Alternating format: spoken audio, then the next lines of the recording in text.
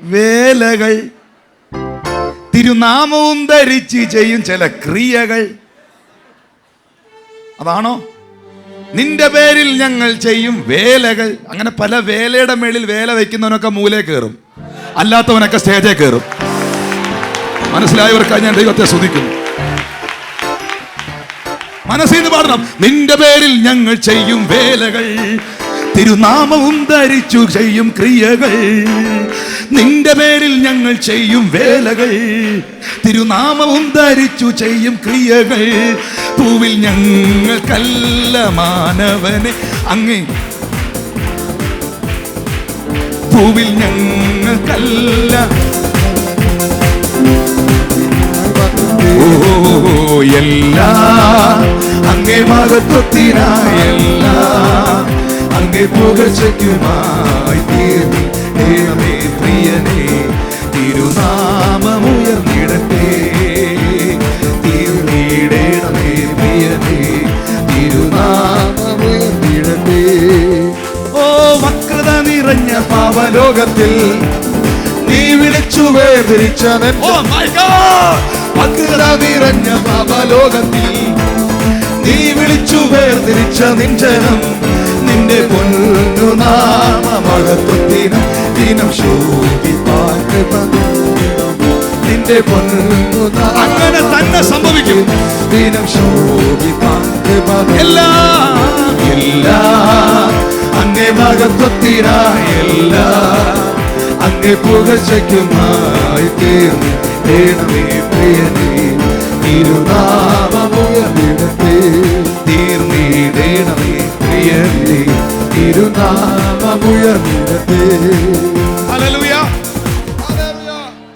ഓ hallelujah, ആമേൻ. എന്റെ നാമം മഹത്വത്തിനായിട്ടല്ല, നിന്റെ പൊന്നുനാമ മഹത്വത്തിനാ ദിനം ശോഭിപ്പാ. Oh my God, oh my God. നീ വിളിച്ചു വേർതിരിച്ച സഭ കർത്താവിൻ്റെയാ, ജനം കർത്താവിൻ്റെയാ, ശുശ്രൂഷ കർത്താവിൻ്റെയാ, ഞാൻ യേശുവിൻ്റെയാ, എൻ്റെ ശബ്ദം യേശുവിൻ്റെയാ, എനിക്കുള്ളതെല്ലാം യേശുവിൻ്റെയാ. അതുകൊണ്ട് പറയണം, നിന്റെ പൊന്നുനാമ മഹത്വത്തിനായി ദിനം ശോഭിപ്പാൻ കൃപ നൽകിടണേ. നിന്റെ പൊന്നുനാമ മഹത്വത്തിനായി ദിനം ശോഭിപ്പാൻ. ആരോടൊക്കെ സ്നേഹം പ്രദർശിപ്പിക്കണം? ദൈവത്തോടും മനുഷ്യരോടും. ചിലർ പറയാറുണ്ട്, എനിക്ക് ദൈവത്തെ വലിയ ഇഷ്ടമാണ്, പക്ഷെ ദൈവദാസനെ ഇഷ്ടമല്ല.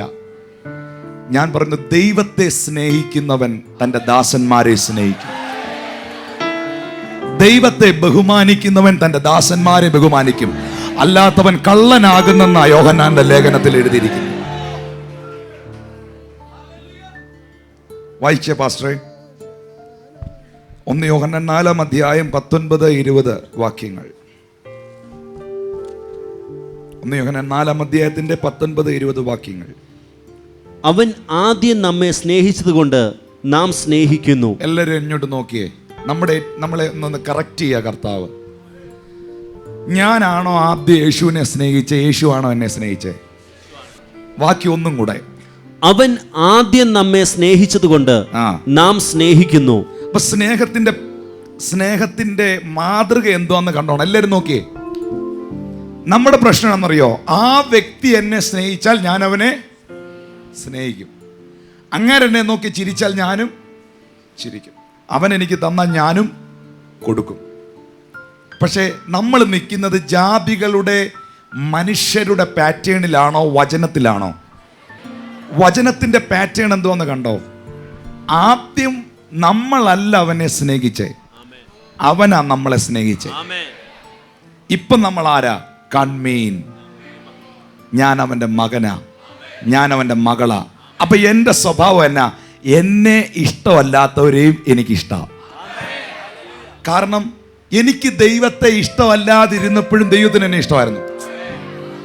ഇതകത്തോട്ട് കയറുന്നില്ല പലരുടെയും. എനിക്ക് ദൈവത്തെ ഇഷ്ടമല്ലാതെ നടന്നപ്പോഴും, ഞാൻ അവനെ അറിയാതെ നടന്നപ്പോഴും അവൻ എന്നെ സ്നേഹിച്ചു. അങ്ങനെങ്കിൽ ഞാനും എൻ്റെ സ്വഭാവവും ആ തലത്തിലേക്ക് കയറാൻ കഴിയുമ്പോഴാ യഥാർത്ഥമായ ദൈവസ്നേഹത്തിന്റെ പ്രദർശനം അവിടെ വെളിപ്പെടുന്നത്. അടുത്ത വാക്യം പാസ്റ്റേ. ഞാൻ ദൈവത്തെ സ്നേഹിക്കുന്നു എന്ന് പറയുകയും തൻ്റെ സഹോദരനെ പകയ്ക്കുകയും ചെയ്യുന്നവൻ കള്ളനാകുന്നു. താൻ കണ്ടിട്ടുള്ള സഹോദരനെ സ്നേഹിക്കാത്തവന് കണ്ടിട്ടില്ലാത്ത ദൈവത്തെ സ്നേഹിക്കുവാൻ കഴിയുന്നതല്ല. ദൈവത്തിനെ സ്നേഹിക്കുന്ന, ദൈവത്തെ ആരാധിക്കുന്നു എന്ന് പറയുന്ന മനുഷ്യരോട് ദൈവത്തിന്റെ അഭിഷിക്തൻ പരിശുദ്ധാത്മാവിലൂടെ നൽകുന്ന പ്രബോധനം, ഞാൻ ദൈവത്തെ സ്നേഹിക്കുന്നു എന്ന് പറയുകയും തൻ്റെ സഹോദരനെ പകയ്ക്കുകയും ചെയ്യുന്നവൻ കള്ളനാകുന്നു. ഇന്നിവിടെ കർത്താവിന്റെ മേശയുണ്ട്. ഇത് വളരെ ഭയത്തോടെയാണ് നാം സ്വീകരിക്കേണ്ടത്. സത്യം പറഞ്ഞാൽ ഇത് ക്രിസ്തീയ അഭിനയമാണോ, ക്രിസ്തീയ ജീവിതമാണോ? സ്നേഹം എന്നുള്ളത് അഭിനയമാണോ, പ്രാവർത്തികമാണോ, യാഥാർത്ഥ്യമാണോ? നിന്റെ സഹോദരനോട് നിനക്ക് എന്തെങ്കിലും ഉണ്ടെന്ന് തോന്നിയാൽ നിന്റെ യാഗവസ്തുവിനെ നീ യാഗപീഠത്തിൽ കൊണ്ടുവരുന്നതിന് മുൻപ് അവനുമായി നിരന്ന ശേഷം നീ യാഗം കഴിക്കാൻ വരിക. അല്ലാഞ്ഞാൽ സ്വർഗസ്ഥനായ നിന്റെ പിതാവ് നിന്റെ യാഗത്തിൽ പ്രസാദിക്കില്ല. ഇത് ലേവ്യ പുസ്തകത്തിൽ നിന്ന് വായിച്ച വാക്യമല്ല, ഇത് കർത്താവായ യേശുക്രിസ്തു പറഞ്ഞ വാക്യം. നിങ്ങൾ ശ്രദ്ധിച്ചു. എന്തെങ്കിലും ഉണ്ടെങ്കിലല്ല, എന്തെങ്കിലും ഉണ്ടെന്ന് തോന്നുന്നെങ്കിൽ. മനസ്സ് പറയുന്നുണ്ടല്ലോ, അതാ ഏറ്റവും വലിയ ശുശ്രൂഷ.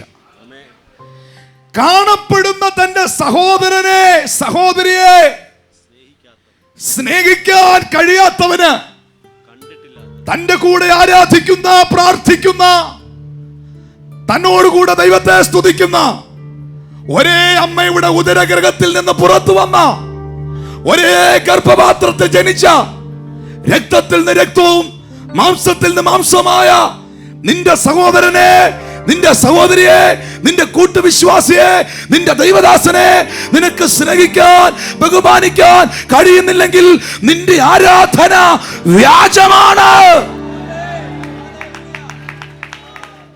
എന്നിലുള്ള ദൈവസ്നേഹത്തെ അനുഭവിക്കുന്നത് എന്റെ അരികിൽ വരുന്നവരാ. സ്നേഹത്തെ പ്രദർശിപ്പിക്കാൻ നമുക്ക് പറ്റുന്നുണ്ടോ? നിങ്ങളുടെ അമ്മയോട്, നിങ്ങളുടെ അപ്പനോട്, അവരാരോ ആകട്ടെ, കള്ളൂടിയനാകാം, ചീത്ത പറയുന്നവനാകാം, തല്ലുന്ന ആളാകാം, അപ്പൻ കള്ളു കുടിച്ചെന്ന് കരുതി അപ്പനെ മാറിയെടുക്കാൻ ഒക്കുവോ? നിങ്ങൾക്ക് അവരെ സ്നേഹിക്കാൻ പറ്റുന്നുണ്ടോ? നിങ്ങൾ അധ്വാനിച്ചുണ്ടാക്കുന്ന നന്മയുടെ ഒരു അംശം അവർക്ക് കൊടുക്കാൻ പറ്റുന്നുണ്ടോ? ഇന്നും അവർ നിങ്ങളുടെ സ്നേഹമില്ലായ്മയെ ഓർത്ത് കരയുകയാണോ, അതോ ഇന്നും അവർ നിങ്ങളുടെ സ്നേഹത്തെ ഓർത്ത് കരയുകയാണോ?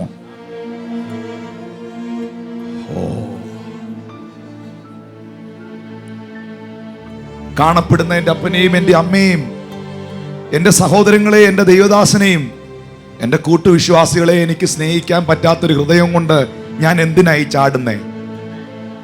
ഞാൻ എന്തിനായി കിടന്ന് ഒച്ച വെക്കുന്നേ? യേശു പറയുന്നു, അവൻ കള്ളനാ. അങ്ങനെ ഒരുത്തനായി ജീവിക്കാൻ, ഒരുത്തിയായി ജീവിക്കാൻ ഞാനില്ല. ഇന്നൊരു മാനസാന്തരത്തിലേക്ക് കർത്താവ് എന്നെ കൊണ്ടുവരുന്നതിനാൽ ഞാൻ ദൈവത്തെ സ്തുതിക്കുന്നു. ഞാൻ എപ്പോഴും പറയുന്നൊരു കാര്യമുണ്ട് എൻ്റെ സഹോദരന്മാരെ. എൻ്റെ കൂടെ കർത്താവിനെ സ്നേഹിക്കുന്ന ഒരു കൂട്ടം ചെറുപ്പക്കാരുണ്ട്, ഒരു കൂട്ടം ശുശ്രൂഷകരും ശുശ്രൂഷ ചെയ്യുന്ന സഹോദരിമാരുമുണ്ട്. അവരവരുടെ ദൈവദാസനെ ബഹുമാനിക്കുകയും സ്നേഹിക്കുകയും ചെയ്യുന്നത് കണ്ടിട്ട് പലരും കൂടെ നിന്നവരത് പഠിച്ചു. പലപ്പോഴും എൻ്റെ കൂടെ യാത്ര ചെയ്യുന്ന എൻ്റെ ദൈവദാസന്മാർ, അല്ലെങ്കിൽ സഭയിലെ പല പ്രിയപ്പെട്ടവരും എന്നെ ബഹുമാനിക്കുകയും സ്നേഹിക്കുകയും ചെയ്യുന്നത് ഞാൻ അനുഭവിച്ചിട്ട് ഞാൻ പല സഭകളിലും പോയി പഠിപ്പിച്ചിട്ടുണ്ട്. നിങ്ങളുടെ ദൈവദാസന്മാരെ നിങ്ങൾ സ്നേഹിക്കണം. ഞാൻ പല സഭകളിലും പോയി പഠിപ്പിച്ചിട്ടുണ്ട്. എൻ്റെ മക്കൾ എന്നെ സ്നേഹിക്കുന്ന പോലെ വിശ്വാസികളെ, നിങ്ങൾക്കും മീതെയുള്ളവരെ നിങ്ങൾക്ക് ബഹുമാനിക്കാൻ പറ്റണം.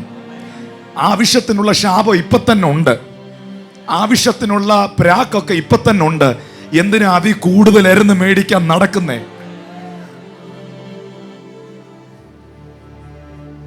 ഞാൻ ശപിക്കപ്പെടാൻ വിളിച്ചവനല്ല, അനുഗ്രഹിക്കപ്പെടാൻ വിളിച്ചവനാ. അതിനുള്ള വഴി ദൈവം അബ്രഹാമിനോട് പറഞ്ഞു.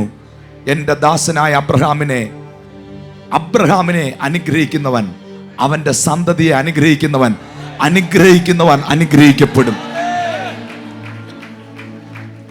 ശപിക്കുന്നവർ ശപിക്കപ്പെടും. ഞാൻ എപ്പോഴും പറയാറുണ്ട്, രാവിലെ എഴുന്നേറ്റ്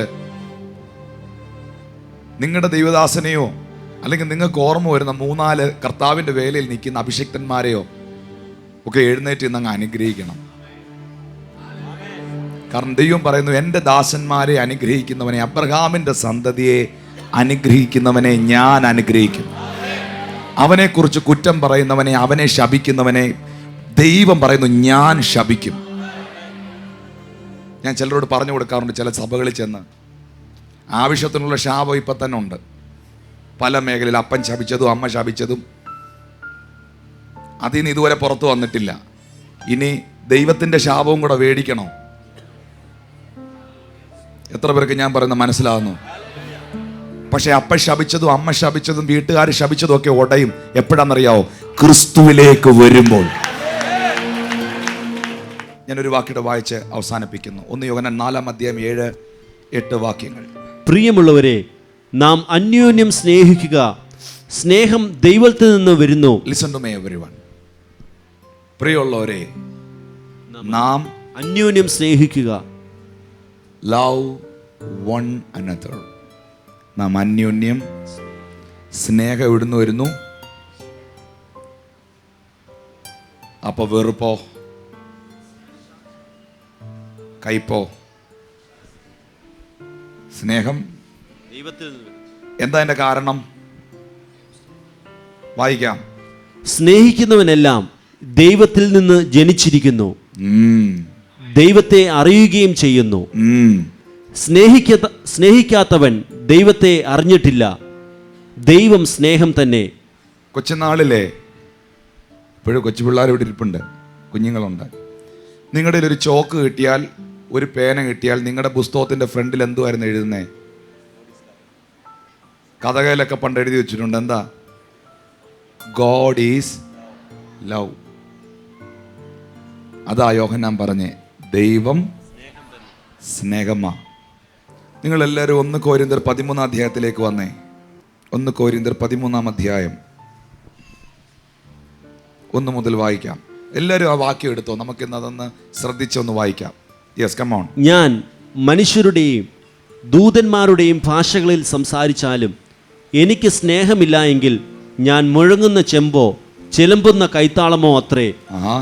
എനിക്ക് പ്രവചനപരമുണ്ടായിട്ട് സകല മർമ്മങ്ങളും സകല ജ്ഞാനവും ഗ്രഹിച്ചാലും മലകളെ നീക്കുവാൻ തക്ക വിശ്വാസം ഉണ്ടായാലും സ്നേഹമില്ല എങ്കിൽ ഞാൻ ഏതുമില്ല. എനിക്കുള്ളതെല്ലാം അന്നദാനം ചെയ്താലും എന്റെ നിങ്ങൾ നോക്കിയേ, ഞാൻ ദൂതന്മാരുടെ ഭാഷ പറഞ്ഞാലും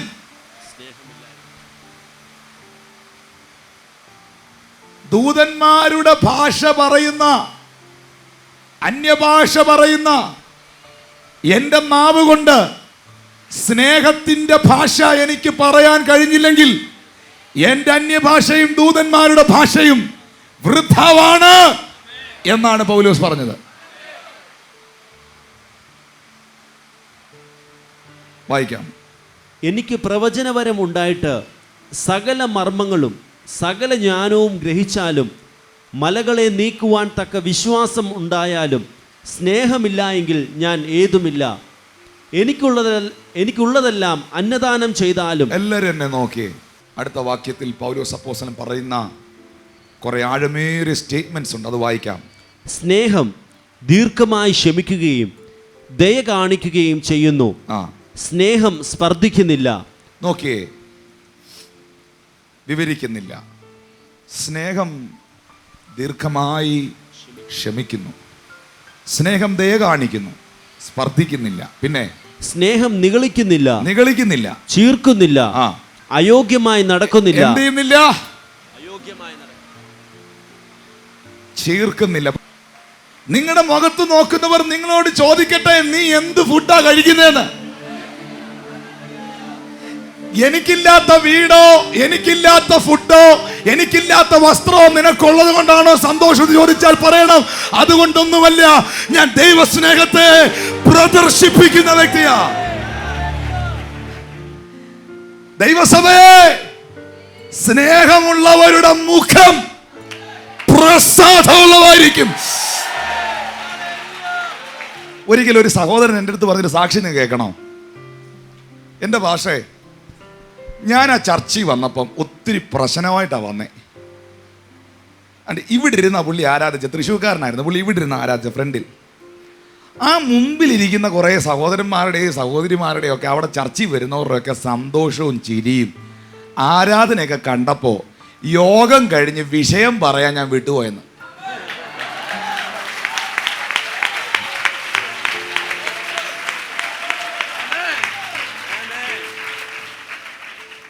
അടുത്തിരിക്കുന്ന ആൾക്ക് കൈ കൊടുത്താട്ടെ എന്ന് നമ്മൾ പറയുമ്പോഴേ, കൈ തരാൻ വരുന്ന വ്യക്തി ആ മുഖത്തോട്ട് നോക്കുമ്പോൾ തന്നെ കൈ തരാൻ തോന്നും. അല്ലാതെ ആ പുള്ളി തിരിഞ്ഞു നോക്കുന്ന ഉടനെ ഡ്രാക്കുള സിനിമ കാണുന്ന പോലെ പുള്ളിക്ക് തോന്നരുത്. സ്നേഹം എന്നായിരുന്നില്ല മോനെ? ചീർക്കുന്നില്ല, പിന്നെ അയോഗ്യമായി നടക്കുന്നില്ല. ഇത് കേൾക്കണം. ദൈവത്തെ സ്നേഹിക്കുന്നവർക്കും ദൈവം സ്നേഹിക്കുന്നവർക്കും, ഈ രണ്ട് പദം കണക്ട് ചെയ്തോണേ. ദൈവത്തെ സ്നേഹിക്കുന്നവർക്കും ദൈവം സ്നേഹിക്കുന്നവർക്കും. ദൈവത്തെ ആഴമായി സ്നേഹിച്ച് അവനെ മാത്രം മാനിച്ച് നിൽക്കുന്നവർക്ക് അയോഗ്യമായി നടക്കാനൊക്കില്ല. ഈ തിരുമേശയെക്കുറിച്ച് പൗലോസ് പറയുന്നു, അയോഗ്യമായി ഇതിൽ നിന്ന് കൈ നീട്ടരുത്. അപ്പോ എന്നെ യോഗ്യനാക്കി തീർക്കുന്നത് കർത്താവിൻ്റെ സ്നേഹത്തിന് ബന്ധനമില്ല. സ്തോത്രം. അടുത്ത വാക്യം വേഗം. സ്വാർത്ഥം അന്വേഷിക്കുന്നില്ല, സ്വാർത്ഥതയില്ല, പിന്നെ ദേഷ്യപ്പെടുന്നില്ല. എന്തോ? ദേഷ്യപ്പെടുന്നില്ല. സ്നേഹം എന്നായിരുന്നില്ല? ദേഷ്യപ്പെടുന്നില്ല. പിന്നെ ദോഷം കണക്കിടുന്നില്ല. അനീതിയിൽ സന്തോഷിക്കാതെ സത്യത്തിൽ സന്തോഷിക്കുന്നു. അനീതിയിൽ സന്തോഷിക്കാതെ. ദൈവത്തെ സ്നേഹിക്കുന്നവരും തൻ്റെ ദാസന്മാരെ സ്നേഹിക്കുന്നവരും മനുഷ്യരെ സ്നേഹിക്കുന്നവരും അനീതിയിൽ സന്തോഷിക്കില്ല.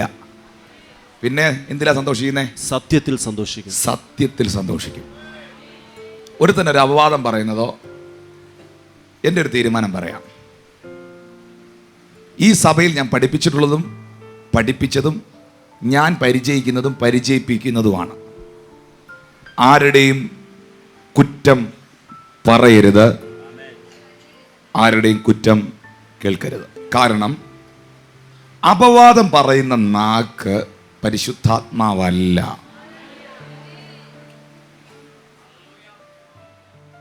തന്റെ വിശുദ്ധന്മാരെ രാപ്പകൽ കുറ്റം പറയുന്ന അപവാദിയെ തീയിൽ തള്ളിയിട്ട് കളഞ്ഞുവല്ലോ എന്നാണ് വെളിപ്പാട് പുസ്തകത്തിൽ എഴുതിയിരിക്കുന്നത്. അപ്പോൾ തൻ്റെ ദാസന്മാരെ കുറ്റം പറയുന്ന അപവാദിയുടെ അവസാനം തീയാണ്. ഭാര്യയും ഭർത്താവും മക്കളും എല്ലാം കൂടെ ഒന്നിച്ച് ഭക്ഷണം കഴിക്കാനിരുന്നാൽ ദൈവവചനത്തിനകത്തു നിന്നുള്ള കാര്യങ്ങൾ പറയണം. അല്ലെങ്കിൽ നിങ്ങൾ ഒന്നിച്ച് വീട്ടിലൊരു ഡിസ്കഷൻ നടത്തിയാൽ നിങ്ങളുടെ ഭാവി കാര്യങ്ങളോ നിങ്ങളുടെ മക്കളുടെ കാര്യങ്ങളോ ഒക്കെ സംസാരിക്കണം. ഈ നാട്ടുകാരുടെ കൊതിയും നുണയൊക്കെ പറഞ്ഞുകൊണ്ടിരുന്നിട്ട് നിനക്ക് എന്നാ ഗുണം?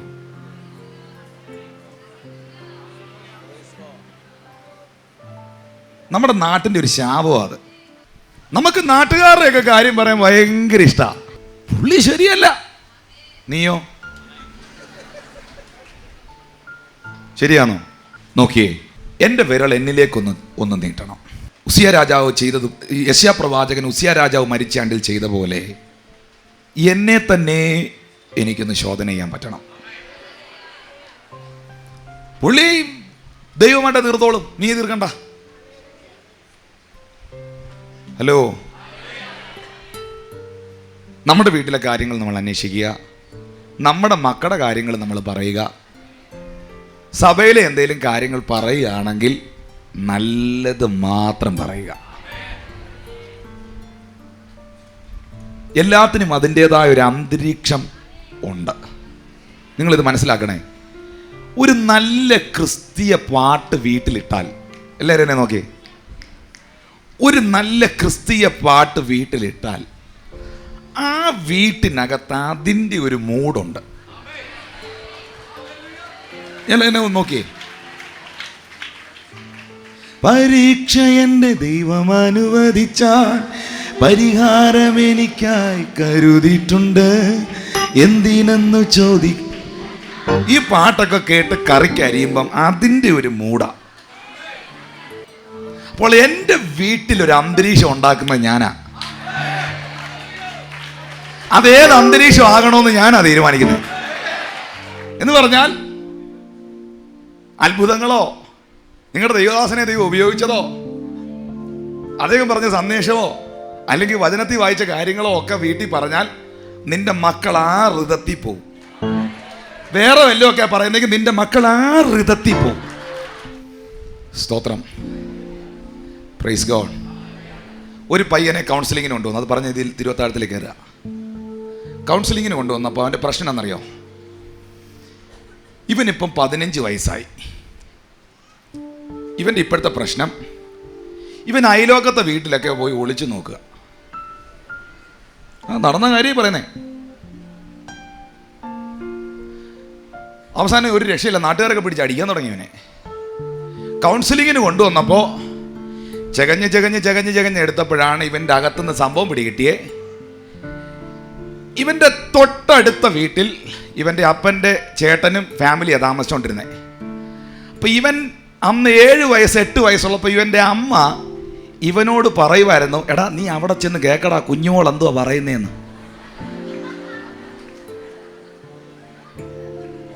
അപ്പൊ 8 വയസ്സ് ഇവനുള്ളപ്പോൾ ഇവൻ്റെ അമ്മ കുഞ്ഞുമോൾ എന്തുവാ പറയുന്നതെന്ന് കേൾക്കാൻ ഇവനെ വിടുമായിരുന്നു.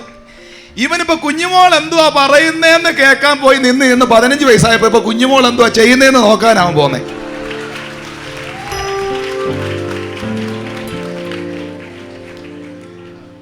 ഇതെവിടുന്ന് പഠിച്ച? ഇത് ആരിന്ന് കിട്ടിയതാ?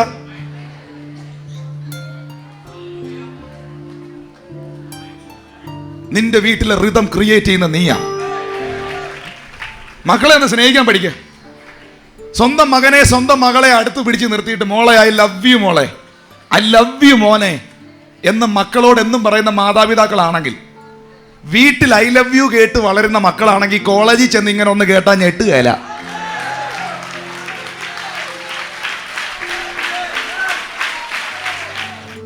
സ്നേഹത്തെ പ്രദർശിപ്പിക്കണം. നിങ്ങളത് ചെയ്യുന്ന കണ്ട് മറ്റുള്ളവരത് ചെയ്യണം. Oh my God.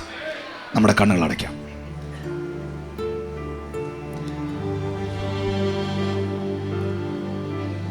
യേശു പറഞ്ഞ വാക്ക്, വചനം,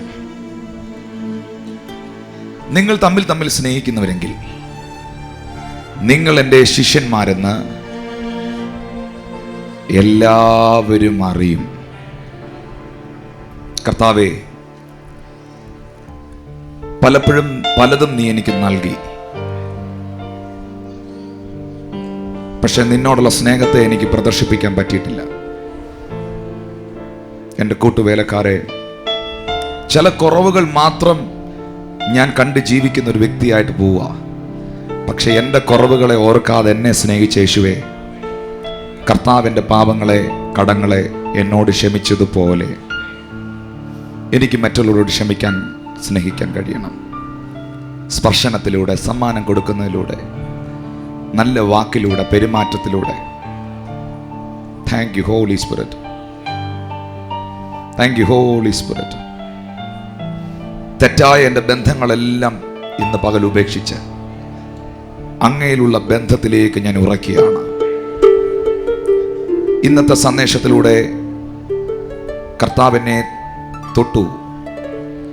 എനിക്ക് വേണ്ടുന്ന ദൂത് ഇതിനകത്ത് നിന്നുണ്ടായിരുന്നു. എനിക്ക് വേണ്ടുന്ന ആലോചന ഇന്നത്തെ ഈ സന്ദേശത്തിൽ ഉണ്ടായിരുന്നു എന്ന് ഉറപ്പുള്ളവരുടെ കരങ്ങൾ ഉയർത്താം.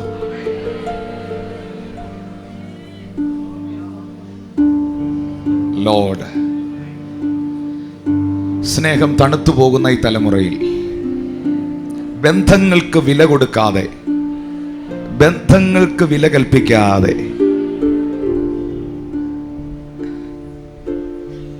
ബന്ധങ്ങളെ വില കുറഞ്ഞതായി കാണുന്ന